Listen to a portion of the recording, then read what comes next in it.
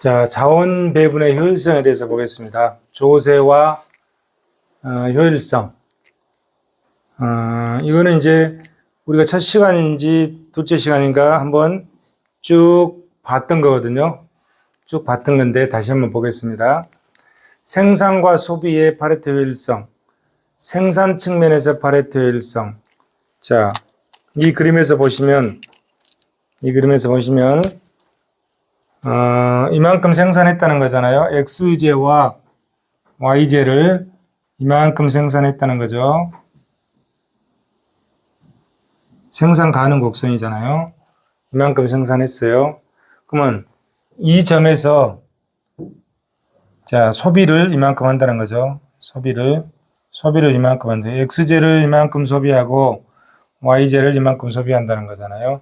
그러면 이게 에치오스 상자가 되죠. 에치오스 상자가 이렇게 되면서 이게 계약 곡선이 되는 거죠. 이렇게 이거는 생산이죠. 이건 뭐죠? 이거는 이건 소비가 되죠. 생산의 범위 내에서 소비하는 거죠. 자, 그러면은 이 A점을 택했다면 A점의 기울기가 요거단 말이야. 그러면 에치오스 상자 내에 있는 소비에서 파레토 효율성. 자, 요거 한계 대체율이 서로 같은 거죠. 같은 지점들이죠. 다 한계 대체율이 같은 이 점도 한계 대체율이 서로 같은 지점인데 이 점의 기울기와 E2의 기울기와 생산 가능 곡선상의 A의 기울기가 서로 같다면 생산에 있어서 파레토 효율성과 소비에 있어서 파레토 효율성이 일치한다. 이래서 생산과 소비의 동시적 파레토 효율성이다. 그래서 그렇죠. 그래서 이 두 점에서 종합적 파레토 효율성이 달성된다 이런 얘기잖아요. 그러면 자, 이 두 점에서 종합적 파레토 효율성이 달성되는데 이 두 점에서는 자, 한계 대체율이 서로 같잖아요. 그러면 한계 대체율이 MRS, XY, A, 이게 A고, 이게 B라면, 니꼬르, MRS, XY, B. 한계 대체율이 서로 같다는 거잖아요. 그 다음에 생산에서는 이 부분이 뭐라고 그러죠? 한계 변환율이라고 그러죠. MRT, XY, MRT, XY죠. 이것이 MRT, XY와 같다. 이게 종합적 파레토 효율성이다. 이런 얘기잖아요. 그래서, MRS, XY와 MRT, XY가 서로 같다는 거죠. MRT, XY가 같고, 원점에 대해서 보려고, 만약에 이 시장이 완전 경쟁 시장이란 뭐죠? 상품 시장에서의 가격 비율까지도 같다. 이런 얘기잖아요. 완전 경쟁 시장일 때는 상품 시장에서의 가격 비율까지도 서로 같다. 이런 얘기죠. 앞에서 다 설명했던 것들이죠.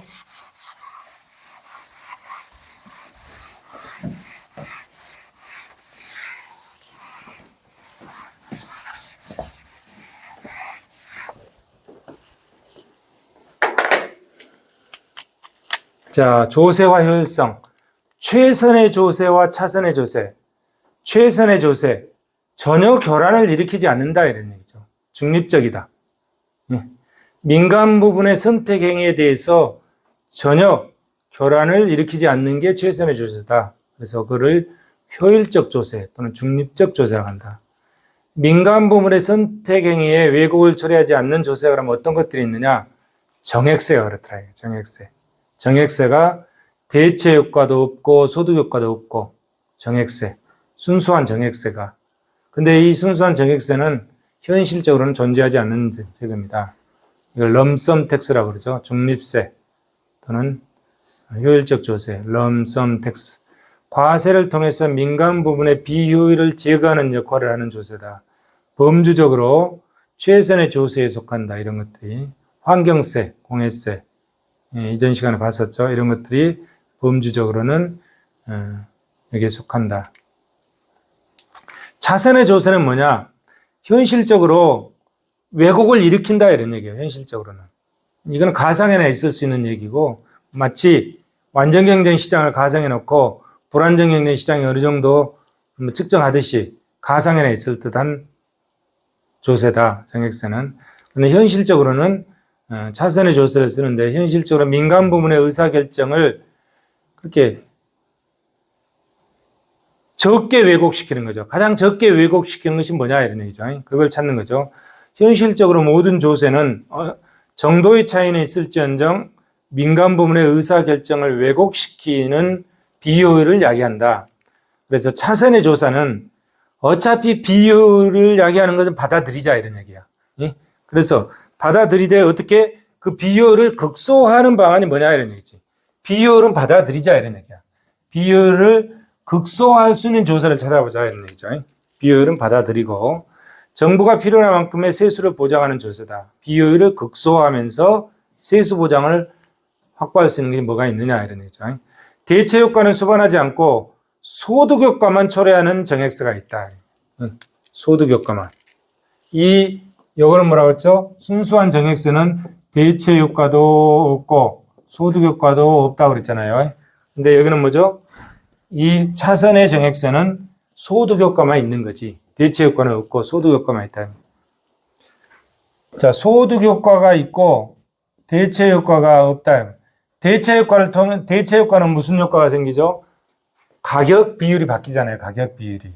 가격 비율이 변화가 일어나는 거야, 대체 효과는. 그래서 왜곡이 생기는 거죠. 왜곡이 생긴다. 근데 소득 효과는 가격 비율에 변화가 없어요. 가격 비율에 변화가 없다. 이런 얘기야. 가격 비율에. 그래서 대체 효과는 없고, 오직 소득 효과. 소득 효과만 있더라도 소득 효과는 뭐다?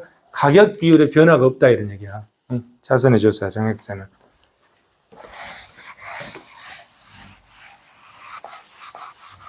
최선의 조세, 차선의 조세. 자, 대체 효과는 수반하지 않고 소득과만 하고 소득 수준에 관계없이 모든 납세자에게 동일한 조세보다 수직적 불공평을 처리한다. 불공평이 처리. 정액세는 불공평한 조세죠. 효율성 측면에서 그렇다는 거지 공평성 측면에서는 불공평하다. 두 당 똑같이 걷는다, 세금을. 잘 사는 사람이나 못 사는 사람이나. 불공평하지. 주민세, 이런 것들. 주민세. 자, 기본적 경제 선택, 정태적 선택. 정태적이라는 게 뭐죠? 지금 시점에, 그 다음에 여가와 근로의 선택, 그 다음에 동태적 선택. 시간에 따라서 지금과 미래, 이렇게 측정하는 거지. 정태적 지금 시점에 두 재화, 현재의 두 재화를 선택하는 거. 의식주라고 그랬죠. 우리가 경제 문제는 의식주로 해결한다고 그랬잖아요. 의식주. 이거 어떻게 해결할 것이냐? 이 어떻게 선택할 것이냐? 현재 시점에 의식주의 선택. 자, 주는 없다고 보고 의와 식. 의는 y고 식은 x죠. 쌀이고 못이다. xy 두 재화의 선택. 여가와 근로의 선택. 지금 시점에 여가 근로. 그다음에 동태적 경제 문제. 지금 내가 소득이 발생했는데 그 소비를 지금 할까 미래에 할까? 저축에 넣으면 뭐가 생기죠? 이자가 생긴다 이런 얘기지. 자, 이렇게 세 가지 관점에서 접근을 하고 있습니다. 세 가지 관점에서 자, 현재에 있어서 두 재화 간의 선택 문제. 현재 시점에서 사회가 필요로 하는 재화를 어떻게 적절히 생산해서 소비해야 하느냐. 모든 사회는 현재 시점에서 그 사회가 필요로 하는 재화를 효율적으로 생산하고 적절하게 소비할 수 있도록 이끄는 바람직한 선택을 한다. 그 선택을 할 때 어떻게 파레토 효율적으로 한다. 두 재화의 선택은 파레토 효율적으로 하는데 그러면 그게 뭐냐? 아까 앞에서 봤던 생산과 이거는 뭐죠? 소비 측면. 이거는 뭐죠? 생산 측면. 생산과 소비의 동시적 파레토 효율성이다. 만약에 그 시장이 완전 경쟁 시장이라고 하면 상대 가격 비율과도 일치한다. 이렇게 선택한다. 이런 얘기죠. 이론적으로.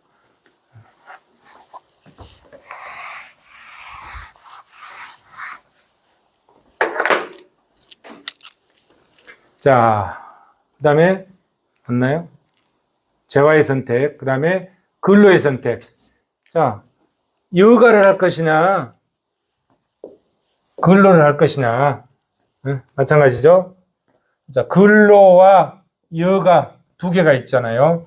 자, 근로. 여기는 여가, 여기는 근로죠. 근로.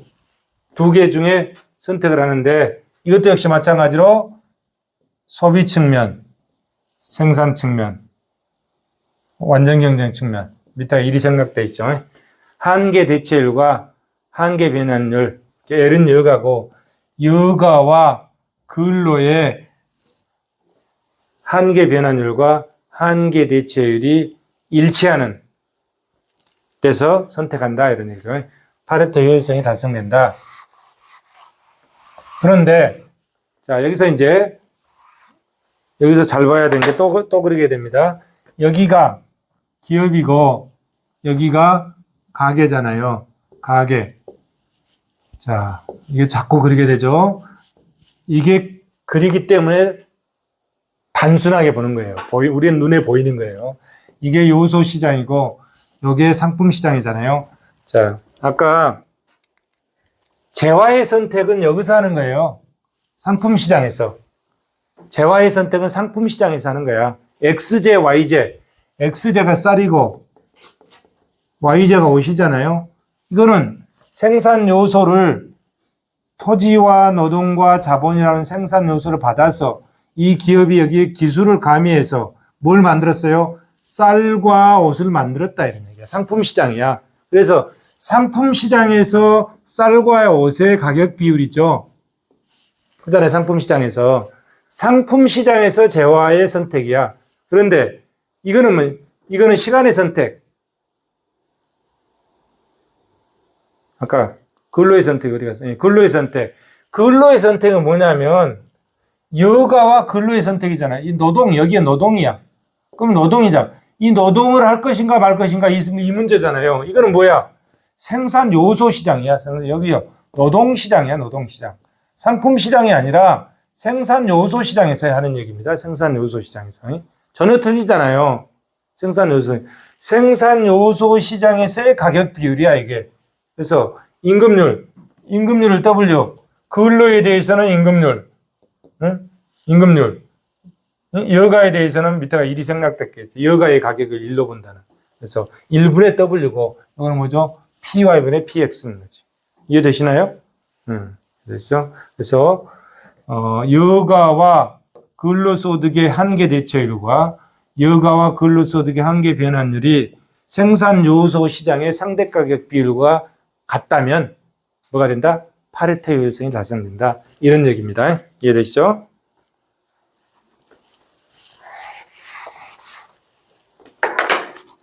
자, 이번에는 이제 시간 선택. 자, 이렇게 해서 소득이 발생했어. 이 소득이 뭐라고 그랬습니까? 이게 소득이라고 했잖아요. 소득이 Y죠. Y. 소득이잖아요. 소득은 Y는 C 플러스 S야. 소득이 발생했어. 이 소득을 지금 소비할까? 아니면은 나중에 소비할까? 이 저축은 뭐야? 나중 소비지.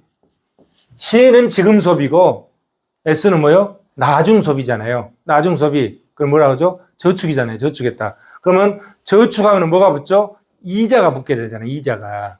그죠? 그거죠. 그래서 현재 소비와 미래 소비의 한계 대체율. 현재 소비와 미래 소비의 한계 변환율이 일치하는 데서 파레토 효율성이 달성된다. 이런 얘기잖아요. 그죠? 시간의 선택. 자, 형태는 다 똑같아.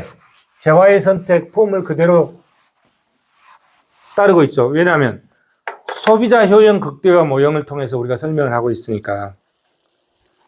자, 각종 조세가 세 가지 경제 선택에 미치는 영향. 자, X, Y의 선택. 쌀과 옷의 선택이잖아요. X, Y의 선택.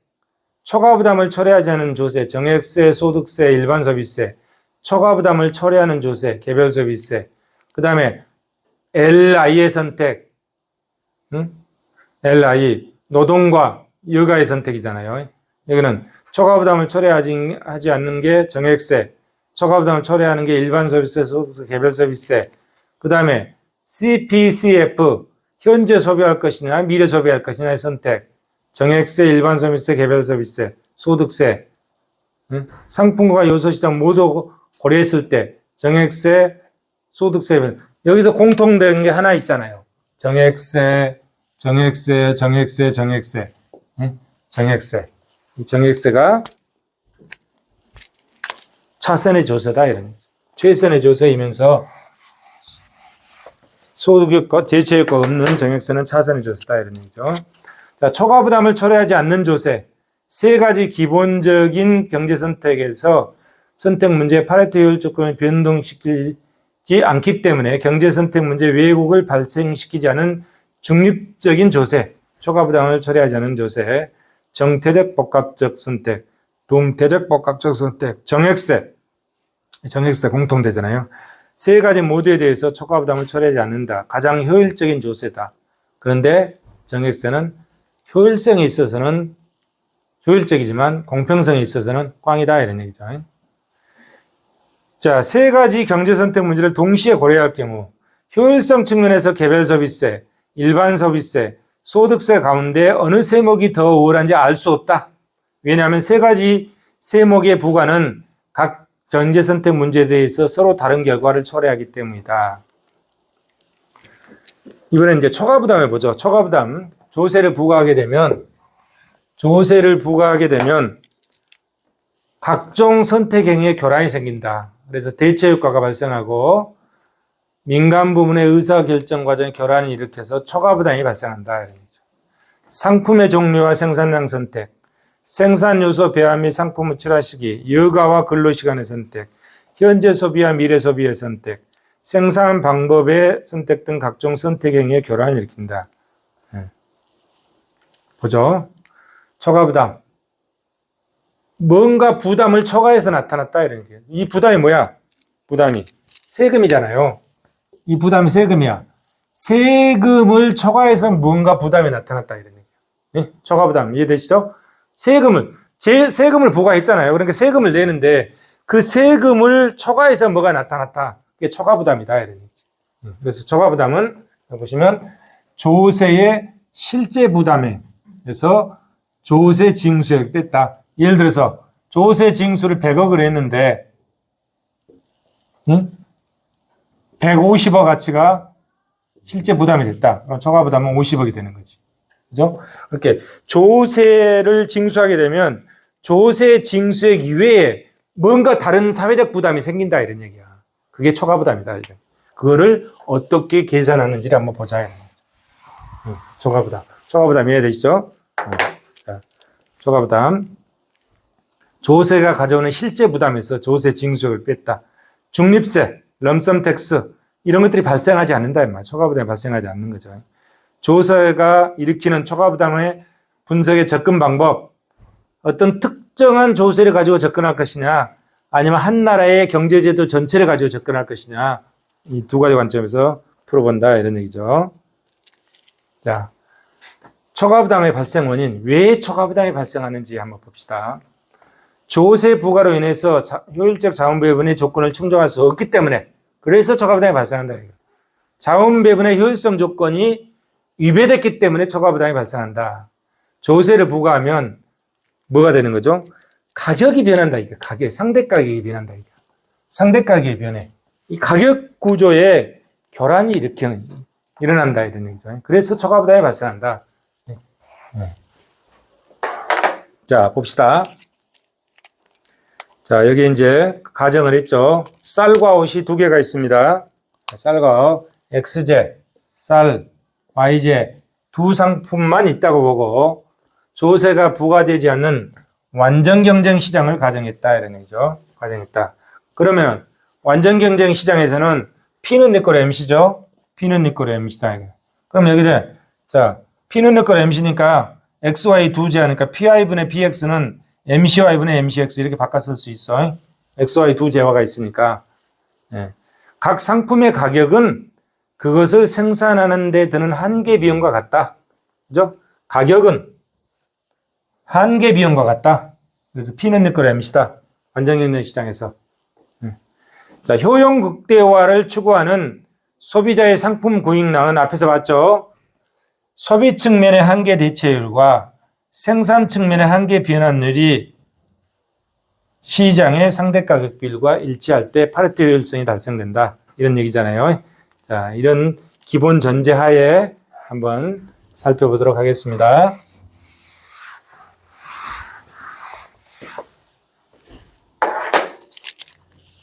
자, 쌀에다만 물품세를 부과해요. 자, 지금 쌀과 옷이 있어. X제가 뭐죠? 쌀이고, Y제가 뭐죠? 옷이 있어요. 쌀과 옷이요. 그러면 쌀값은 어떻게 되죠? 쌀값은 PX라고 할 수 있죠. 옷값은 PY라고 할 수 있잖아요. 이건 쌀값.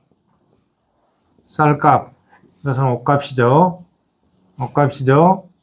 자, 쌀에다만 물품세를 부과한다고 그랬잖아요. 쌀에다만 물품세를 부과하면 이게 쌀이죠. 쌀값이죠. 원래 쌀값에다가 플러스 TPX 이렇게 되죠. 물품세를 부과하면 이렇게 되죠. 원래 쌀값이 있고 거기다가 물품세를 부과했잖아요.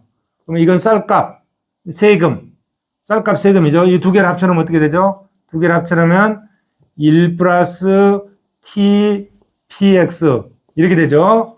쌀에다만 물품세를 부과하면 이렇게 된다 이거예요. 근데 옷에다는 물품세를 부과하지 않잖아요. 여기서 가정이. 그러니까 옷값은 뭐야? 그대로 PY다 이런 얘기지. 가격 비율이 바뀌었죠.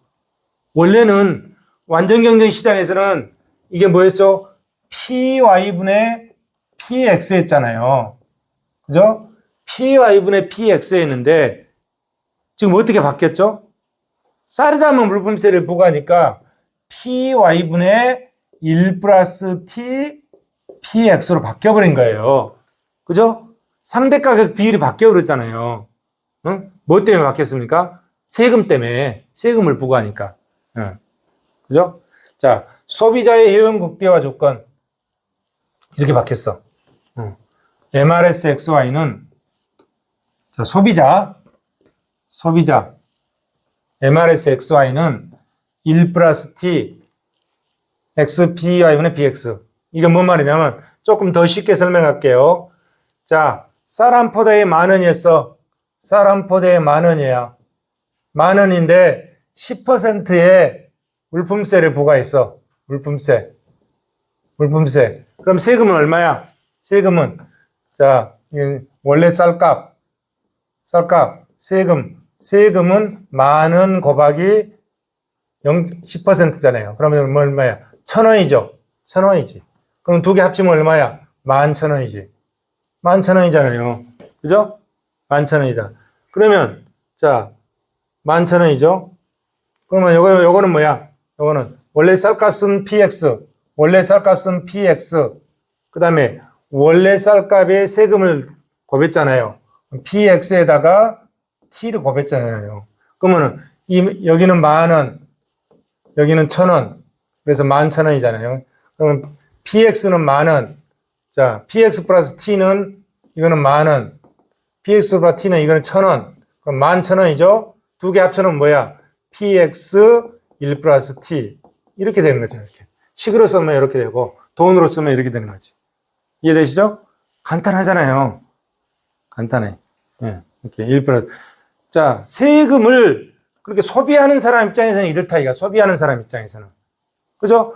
그러면, 소비하는 사람은 돈 얼마 냅니까? 11,000원 내잖아요, 11,000원. 11,000원 내. 자, 11,000원을 돈을 내면, 10,000원은 누가 가져가? 10,000원 누가 가져가죠? 10,000원은 소비자인 내가 낸 11,000원 중에 10,000원은 누가 가져가? 생산자가 가져가지. 그럼 1,000원은 누가 가져가? 1,000원은 국가가 가져가지. 세금이니까. 이거는 국가가 가져가고, 이거는 생산자가 가져가. 생산자가. 이 11,000원은 누가 내? 소비자가 낸다, 이게. 소비자가. 11,000원. 그러면, 자, 생산자 입장에서 봅시다. 자, 소비자 입장에서 11,000원 냈죠.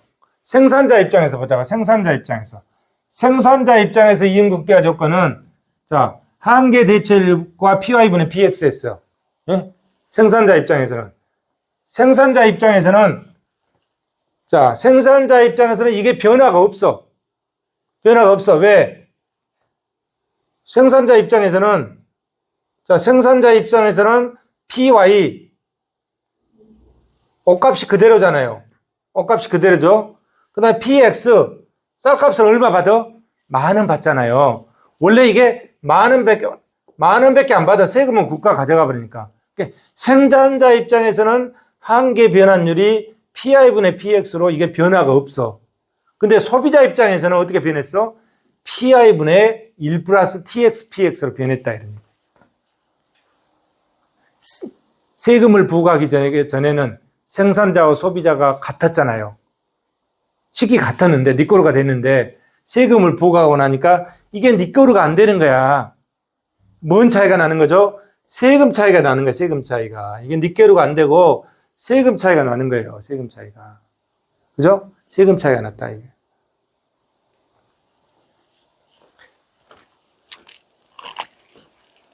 그러면, 자, 해석을 해봅시다. 조세를 부과하면 민간 부분의 의사결정에 교란을 일으킨다. 왜? 가격 비율이 달라져 버렸어. 소비자가 느끼는 효용극대화 조건과 생산자가 느끼는 효용극대화 조건이 달라졌다. 이런 얘기야. 세금으로 인해서. 그래서 가격 비율의 변화가 생겼어. 왜곡이 생겼다. 이게 왜곡이. 그래서 경제행위의 변화가 생겼다. 물품 선택에. 그러면은 쌀이 비싸졌잖아요. 쌀을 더 많이 소비할까? 옷을 더 많이 소비할까? 고민이 생기는 거지. 그죠? 세금 때문에 선택에 교란이 생기는 거지. 선택에 교란이 생겨. 그래서 뭐가 발생했다? 비효율성이 발생했다. 비효율성. 그래서 초과부담이 발생했다. 이런 거죠. 초과부담이 발생했다. 자, 근로소득도 마찬가지예요. 똑같은 거로 가는 거야. 근데 이 물품세는 아까 뭐라고 그랬습니까? 상품 시장에서 이루어진다고 그랬죠? 근데 이 근로소득은 어디서 이루어지죠? 생산요소 시장에서 이루어진다. 생산요소 시장에서. 그러면 여기서 보시면, 자, 보세요. 상품 시장에서는 물품세를 10% 부과하니까 1 플러스 TX, PX로 바뀌었죠. 이렇게 바뀌었죠. 1 플러스잖아요. 상품 시장에서. 왜? 10,000원짜리에다가 1,000원 세금을 붙으니까 11,000원이 됐으니까 플러스 됐잖아요. 플러스. 상품 시장은 플러스 됐는데, 근로소득은 여기 보니까 마이너스 됐다. 마이너스. 생산요소 시장 이게 마이너스 표시됩니다. 왜? 내가 한 달에 500만 원 월급을 받는데 100만 원 세금을 내면 400만 원 가처분 소득이 생기잖아요. 마이너스 빼지잖아요. 생산요소 시장에서는 이게 마이너스예요. 마이너스. 예? 생산물 시장에서는 물품세는 이게 플러스로 표시된다. 왜? 물품세는 플러스에서 가격에 플러스에서 인식하잖아요. 생산요소 시장에서는 월급에서 띄고 가처분 소득이 생기잖아요. 이게 마이너스. 이게 되시죠? 왜 저 위에는 플러스고 밑에는 마이너스일까? 그 이유입니다. 나머지는 똑같아. 접근하는 거는 똑같은 거예요. 나머지는. 근로소득세나, 물품세나 접근은 똑같아서 그 차이만 있을 뿐입니다. 그 차이만.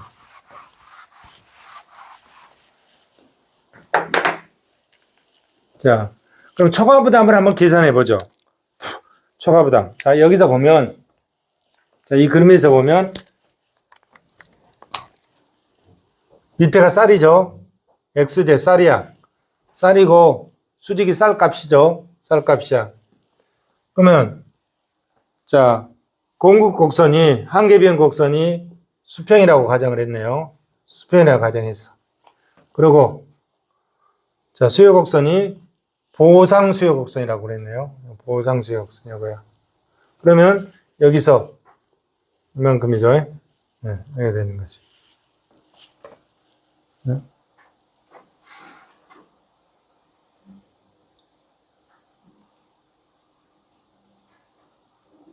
자, 이렇게 됐으면, 자, 수요 곡선과 공급 곡선은 원래 이거죠. 원래 이건데, 여기서, 자, 원래 공급 곡선 S인데, 세금을 부과했잖아요. 공급 측면에 세금을 부과했죠. 세금을 부과하니까 가격이 P재료에서 1 플러스 T P재료로 했죠. 1 플러스 T 세금이 붙었죠. 이렇게 올라갔잖아요. 올라갔다, 이렇게. 그러면 세금이 어디죠? 세금이, 이게 세금이지, 이게. 밑변 거박이 높이니까 이게 세금이다, 이게. 이게 세금이다, 이게. 이게 물품세예요, 이게. 이게 세금이다. 그런데 경제 전체적으로 보면은 효용 상실이 어떻게 일어났습니까? 이만큼 일어난 거야. 효용 상실이 이렇게 일어난 거야, 이렇게 일어난 거야. 그럼 세금을 빼고도 세금을 초과한 뭐가 생겼잖아요. 이 부분, 이 빨간색. 이게 초과부담이야, 이게 초과부담. 세금을 초과해서 부담이 생겼다, 이런 얘기야. 효율성 상실이 생겼죠. 이게 초과부담이다, 이 삼각형이. 초과부담이다. 그러면 이 삼각형 구하는 공식은 어떻게 되죠? 삼각형 구하는 공식은 밑변 곱하기 높이잖아요. 사각형이 이렇게 되니까 이 사각형은 밑변 곱하기 높이죠. 근데 삼각형이니까 2분의 1이죠. 그래서 삼각형 구하는 공식은 뭐야? 2분의 1 곱하기 삼각형 2분의 1 곱하기 밑변 곱하기 높이지. 밑변 곱하기 높이잖아요. 높이. 사각형의 반절이니까 2분의 1 곱하기 밑변 곱하기 높이죠. 밑변은 여기서 여기까지죠. 밑변은 여기서 여기까지. 높이는 여기서 여기까지란 말이야. 그럼 저거를 식으로 표시해서 계산해내면, 자, 2분의 1 곱하기 밑변 곱하기 높이. 밑변. 자, 여기서 여기까지. Q0에서 Q1까지. 이걸 델타 Q로 하자. 이런 델타 Q. 그죠? 밑변이 델타 Q야. 델타 Q. 높이는 뭐야? 높이는 원래 P0인데 1 플러스 TP0니까 TP0지. TP0. TP지, TP. 이렇게 TP. 이게 높이잖아, 이게 높이. 이게 높이고, 이게 밑변이지. 밑변이죠? 자, 이 식 이해되시죠? 이 식. 자, 높이. 이 높이는 TP지, TP. 높이가 TP잖아요. 그 다음에 이 밑변은 Q0에서 Q1까지 왔으니까 델타 Q로 하자, 이런 얘기야. 그래서 델타 Q, TP다, 이런 얘기야. 그죠? 이것을 수요의 가격 탄력성 공식으로 바꿨어요. 자, 이렇게 바꿨어. 자, 이게 수요의 가격 탄력성이야. 수요의 가격 탄력성. 가격 탄력성이에요. 엡실론 P라 하자, 이거야. 수요의 가격 탄력성으로 바뀌었어. 자, 어떻게 바뀌었나 봅시다. 자, 여기서 보면 이 델타 P 없어지죠? 여기 두 개 없어지죠? 그죠? 그 다음에 Q 없어지죠? Q 없어지죠? 그럼 뭐만 남아요? 이것만 남잖아, 이것만. 이것이 이거는 왼쪽하고 똑같잖아요. 그래, 이 왼쪽 식을 수요의 가격 탄력성 식으로 바꿨다, 이런 얘기야. 바꿨어. 그죠? 이렇게. 그러면 이게 수요의 가격 탄력성이니까 2분의 1에다가 T 하나 있죠? T.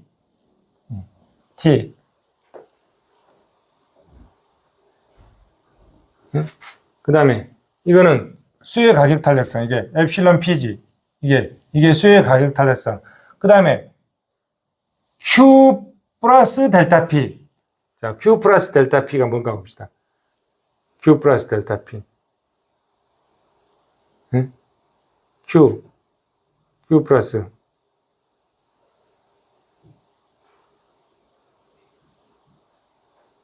수요의 가격 탄력성. Q 플러스 델타 P. Q.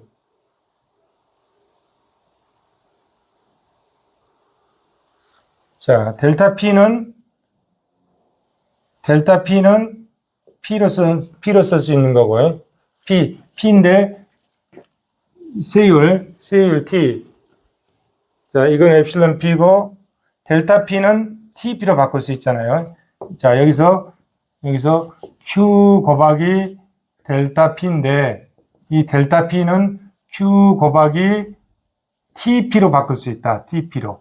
Q 곱하기 TP로 바꿀 수 있다. 자, 델타 P는 TP로 바꿀 수 있는, 이 델타 P가 여기니까, 여기잖아요. 여기서 여기까지가 델타 P죠. 델타 P는 TP잖아요. TP죠. TP죠. 자, 그러면, 자, 여기서 T, Q, P가 되죠. 자, 그러면 PQ는 P는 가격이고 Q는 수량이잖아요. 그럼 밑변 곱하기 높이죠. 그러니까 이걸 거래액으로 바꿀 수 있다. 거래액으로. PQ가 S로 바꿔준다. 이거 거래액으로 바꿀 수 있다. 이거를 S로 표시하자 이런 얘기예요. 그러면은 이거 뭐야? TS가 되잖아. TS. 이것이 결국 뭐죠?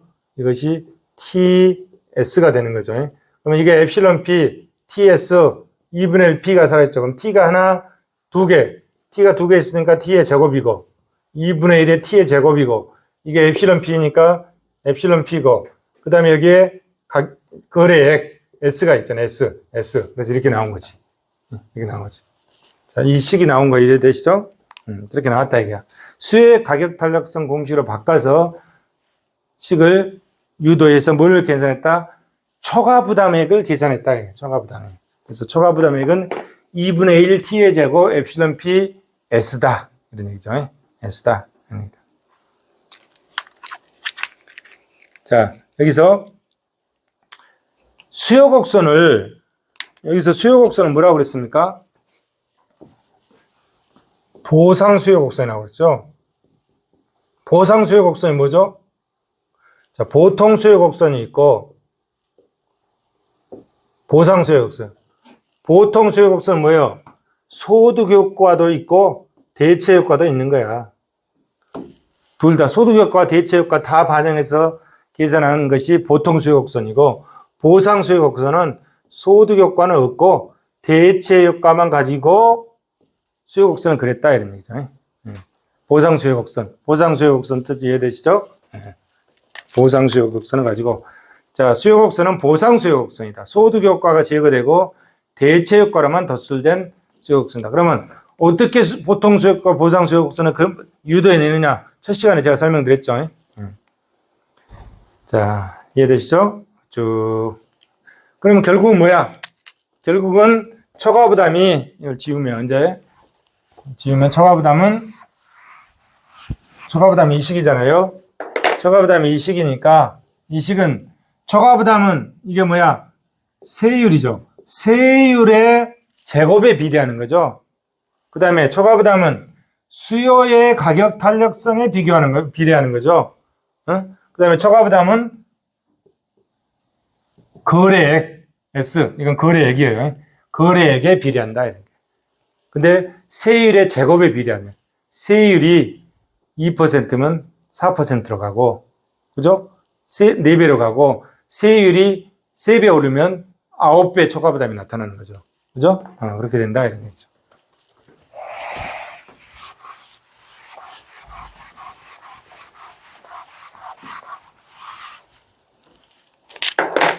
자, 또. 자, 근데 이 앞에서, 아까, 앞에서 계산한 게 뭐예요? 이거. 앞에서 계산한 초과 부담이 이거죠. 여기서 PQ를 뭐라고 했습니까? 이것을 S라고 했잖아요, S. 그러면, 앞에서 계산한 초과 부담은 뭐야? 비용 불변 산업의 종가세의 초과 부담이다. 아까, 공급 곡선이 수평이라고 봤잖아요. 한계 비용 곡선이 수평이라고 봤죠. 그렇게 비용 불변 산업이지. 비용 불변 산업이야. 근데 여기서 만약에 이 공급 곡선이 수평이라고 가정했는데 공급 곡선이 이렇게 될 수도 있잖아요. 이렇게. 공급 곡선 이렇게. 수평이 아니지. 실질적으로는. 이랬을 때 공급 곡선이 수평이 아니고 일반적인 공급 곡선일 때 어떻게 바뀌냐 이런 얘기지. 자, 일반적인 비용 증가 산업일 때 보면, 자, 종가세니까 여기서 종가세 봅시다.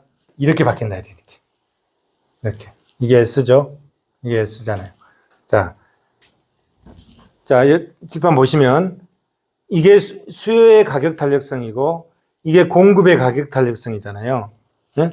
근데, 자, 이게 일반 공식이야. 이게 일반 공식인데, 여기서 공급 곡선이 수평이라 하면 공급의 가격 탄력성이 무한대잖아요. 수평이면. 그러면 여기서 공급의 가격 탄력성이 무한대이면 무한대분의 1은 뭐야? 0이잖아요. 0. 무한대면 이 값이 뭐다? 이것은 0이다. 이래 0. 자, 이거. 예? 공급의 가격 탄력성이 무한대면, 그러니까 공급 곡선이 수평이면 공급의 가격 탄력성이 무한대니까 무한대분의 1은 0이다. 이런 얘기야. 그럼 이거 없애버려. 그러면은 2분의 1에 예? t제곱에 엡실론 p분의 1분의 s 이렇게 되잖아요. 그러면 이건 어떻게 돼요? 2분의 1 t제곱에 엡실론 p의 s 이거다 똑같아. 이거다고. 이거다 똑같이 나오잖아요. 그죠? 이게 일반식이고 공급곡선이 무한대라고 하면 이거다가 똑같아. 공급곡선이 무한대라는 건 그걸 결국 뭐예요? 비용 불변사람이란 얘기야. 비용 불변사람. 이해되시죠? 예. 이게 이제 종가세고, 근데 종량세는 어떻게 틀리냐? 종가세는 P 곱하기 Q잖아요. P 곱하기 Q. 근데 종량세는 P분의 Q다 이런 얘기야. P분의 Q. 양으로 표시하니까 P분의 Q로 표시한다. 그 차이만 있을 뿐이죠. P분의 Q로 표시한다 이런 얘기죠. 그래서 자, 비용 불변사람인 경우와 비용 증가사람인 경우로 나눠서 한번 살펴봤습니다.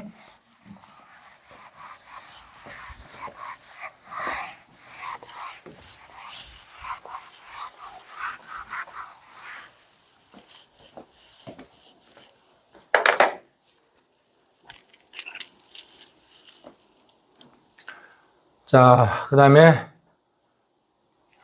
아까는 뭐였어? 시장 차원에서. 자, 부분균형 분석에는 물분수의 초과 부담. 자, 이 그림에서 보시면, 자, 보통 수요 곡선이 요거고, 보통 수요 곡선이 더 완만하네요. 보상 수요 곡선이 더 급하고, 뭐죠? 그러면, 보통 수요 곡선이 초과 부담이 더 나오냐, 보상 수요 곡선이 초과 부담이 더 나오냐, 이런 얘기죠. 보통 수요 곡선의 초과 부담은 요만큼이죠. 이만큼이죠. 그런데, 보상 수요 곡선의 초과 부담은 훨씬 적네요. 이만큼이지, 이만큼. 이만큼이죠. 그죠? 자, 보통 수요 곡선, 소득 효과와 대체 효과를 모두 반영해서, 도출하고, 보상 수요 곡선, 대체 효과는 도출했다. 그러면 초과 부담이 보상 수요 곡선이 보통 수요 곡선보다 훨씬 적다. 이런 얘기죠. 그 다음에 이제 수요의 가격 탄력성으로 한번 보죠. 수요의 가격 탄력성과 초과 부담을 한번 보겠습니다. 자, 여기서 보시면,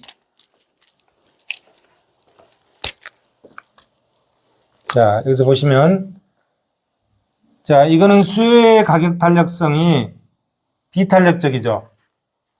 이거는 수요의 가격 탄력성이 탄력적이죠. 자, 이거는 비탄력적. 이건 비탄력적이죠. 이거는 탄력적이야.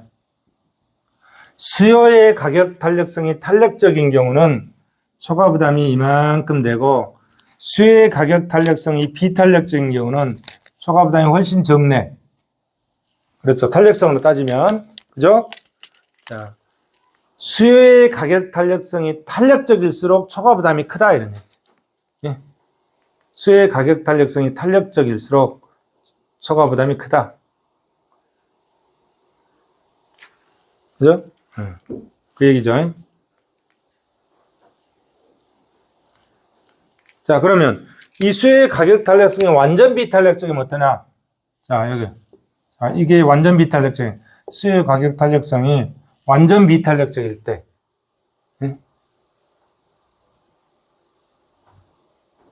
초과 부담이 없지, 뭐. 초과 부담이 없지. 완전 비탄력적일 때 초과 부담이 없잖아요. 초과 부담이 없지. 그리고 수요의 가격 탄력성이 완전 탄력적일 때, 여기 수요의 가격 탄력성이 무한대일 때, 완전 탄력적일 때, 전부 다 초과 부담밖에 없다. 다 초과 부담이다. 이런 얘기야. 그죠? 완전 탄력이면 다 초과 부담밖에 없지. 완전 비탄력적일 때는 초과 부담이 하나도 없다. 이런 얘기지. 이해되시죠? 수요의 가격 탄력성이 제곱에 비례한다고 그랬잖아요. 그러니까 제곱에, 세율의 제곱에 비례한다고 그랬죠. 수요의 가격 탄력성에 비례하고. 자, 물품세의 세율과 초과부담. 세율의 제곱에 비례하는 거죠. t의 제곱이니까 2분의 1 t의 제곱 엡실론 p 곱하기 s 했잖아요. 세율의 제곱에 비례한다. 세율이 2배 오르면 4배, 3배 오르면 9배 증가한다. 초과부담이. 그 다음에 비효율성 계수. 자, 비효율성 계수는 조세 수입을, 초과부담을 조세 수입으로 나눴다. 그러면 2분의 1 t 엡실론 p가 나온다. 비효율성 계수는 저렇게 계산한다. 이런 거죠. 자, 여러 상품에 물품세를 부과한다. 이런 거. 자, 지금 여기서 왼쪽은 뭐야? 막걸리야, 막걸리. 막걸리 시장이고, 오른쪽은 소주 시장이야. 자, 막걸리 시장, 소주 시장. 자, 지금, 자, 초기 상태가 어떤 상태냐면은, 초기 상태가, 당초의 주장, 여기 있죠? 소주 시장에는 이미 TP에 물품세를 부과했다. 소주 시장에는 TP에 물품세를 부과하니까 소주 시장에 공급곡선은 이렇게 돼 있다, 이거야. 공급곡선은. 근데 막걸리 시장에 물품세를 부과 안 했어. 막걸리 시장에 공급곡선은 이렇게 돼 있다. 이렇게 돼 있다. 이게 초기 상태야. 이게 초기 상태예요. 소주 시장에는 지금 물품세 부과한 요거고, 막걸리 시장에는 물품세를 부과하기 전에 이거다. 이게 초기 상태예요. 초기 상태. 그런데 이 상태에서 막걸리 시장에 물품세를 부과하면 소주 시장에 어떤 영향을 미칠까? 이걸 보는 겁니다. 예? 자, 소주 시장에는 물품세를 부과하고 있고 막걸리 시장에는 물품세를 부과하지 않은 상태야.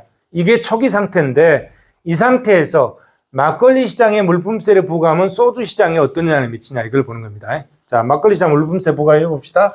물품세 부과하면 이렇게 올라가잖아요. 그래서 막걸리 시장에 공급곡선이 이렇게 올라가는 거죠. 자, 물품세 부과 있잖아요. 이렇게 올라가는 거예요. 자, 그러면은 막걸리 값이 PM에서 세율만큼 올라갔잖아요. 이렇게 세율만큼 올라가. 막걸리 값이 비싸졌지. 막걸리 값이 비싸지니까 막걸리를 먹던 사람들이, 예? 막걸리 먹던 사람들이 막걸리 수요가 이렇게 감소하잖아요. 자, 원래 막걸리 수요가 요만큼 있다가 막걸리 수요가 이렇게 감소해. 그러면 이 사람들이 술을 먹는데 막걸리가 비싸니까 이제 뭐로 가죠? 대체 시장인 소주를 사 먹는단 말이에요. 소주를 사 먹어. 소주를. 그러면 소주 시장의 초기 상태가 여기죠.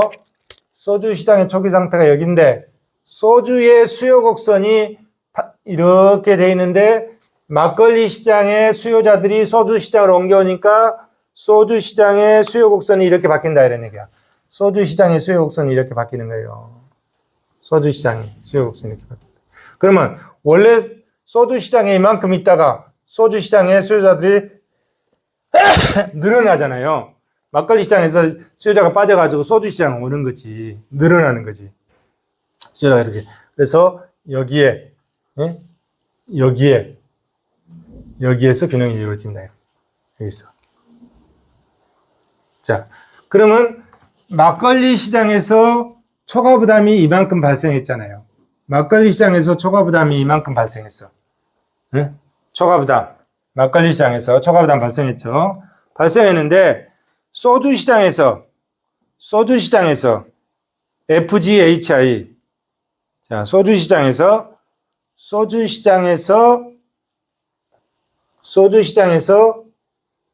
이만큼 이득이 발생하는 거야. 소주 시장에서 이만큼. 막걸리 시장에서 초과 부담이 사회적 효용 감소가 이만큼 일어나고 소주 시장에서 사회적 효용 증가가 이만큼 일어난다. 그러면 이것이 소주 시장에서 효용 증가가 막걸리 시장에서 효용 감소를 상쇄하고도 남았다 이런 얘기야. 그렇게 그걸 지금 보여주고 있는 거예요. 밑에 한번 봅시다. 자, 막걸리 시장, 변화된 소주 시장. 자, 추가적 사회적 이득, 사각형 FGHI 이만큼이야. 그러면 추가적 사회적 이득. 자, 한계 편익에서 한계 비용을 뺀 만큼이죠. 한계 편익에서 한계 비용을 뺀 만큼 추가적 사회적 이득이 이만큼 생겼어. 이만큼. 그럼 그 추가적 사회적 이득이 막걸리 시장의 효용 감소를 상쇄하고도 더 남았다. 이런 뜻이잖아요. 자, 여기 나오네. 대체 관계에 있는 시장에서 사회 우상의 비교. 대체 관계에 있는 소주의 물품세 부과 상황에서 막걸리의 물품세 부과 환경의 사회 우생. 막걸리 시장에서 삼각형 ABC의 우생 손실이 발생하고 소득 시장에서 사각형 FGH 이득이 발생해서 그것을 상쇄하고도 남았다. 만약 그런데 두 제야가 이건 뭐죠? 대체 관계일 때 이랬다. 만약 두 제야가 보완 관계에 있거나 독립적인 관계에 있다면 논의 방향은 완전히 다를 것이다. 이런 얘기죠. 대체제일 때 그런다는 거예요.